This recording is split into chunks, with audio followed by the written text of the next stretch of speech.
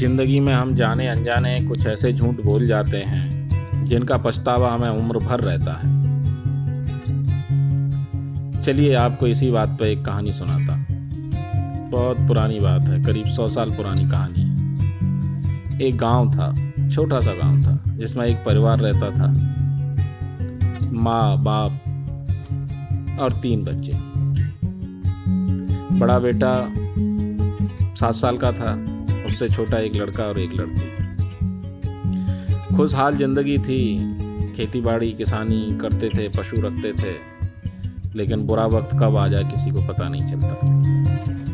एक दिन उस 7 साल के लड़के के पिताजी के सीने में दर्द उठा। जोर से सीना पकड़ के चारपाई पर लेट गए। घनघोर रात थी, बिजली कड़क रही थी, धीरे धीरे बारिश हो रही थी। माँ घबरा गई और 7 साल के अपने बेटे से बोली, बेटा जाके वैद्य जी को बुला ला। उस जमाने में डॉक्टर और हॉस्पिटल नहीं होते थे। लड़का भागा भागा वैद्य जी के घर की तरफ निकल लिया।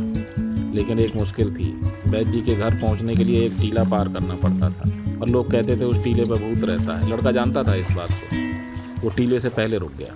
अब जब तक टीला पार नहीं करेगा वैद्य जी के घर तक नहीं पहुंच सकता था। वो टीले के पहले ही बहुत देर तक रुका रहा। जब उसकी हिम्मत नहीं हुई तो वो लौट के घर आ गया और माँ से झूठ बोल दिया कि वैद्य जी घर पर नहीं है। उसी रात उसके पिताजी का देहांत हो गया। पिताजी का स्वर्गवास हो गया। घर की पूरी जिम्मेदारी माँ और उस 7 साल के बेटे पे आ गई। ये अलग बात है दोस्तों कि आगे जाके वो लड़का एक बहुत बड़ा आदमी बना। बहुत तरक्की की उसने लाइफ में और बहुत संघर्ष भी सहे, बहुत कष्ट देखे, बहुत मुश्किलों से गुजरा उसका जीवन। लेकिन उसे इस बात का हमेशा पश्चाताप रहा कि अगर काश उस दिन वो उस टीले को पार कर गया होता तो आज उसके पिताजी उसके साथ होते। वो सोचता था कि अगर हिम्मत करके वो किसी तरह उस टीले को पार कर गया होता तो हो सकता है वैद्य जी आके उसके पिताजी को बचा लेते। तो दोस्तों, हमेशा सच बोलो, झूठ कभी मत बोलो। और कुछ भी बोलने से पहले एक बार ये जरूर सोचो कि क्या ये बोलना जरूरी है, क्या इससे कुछ फायदा होगा, या ये किसी को बुरा तो नहीं लगेगा। सच में बड़ी ताकत होती है दोस्तों।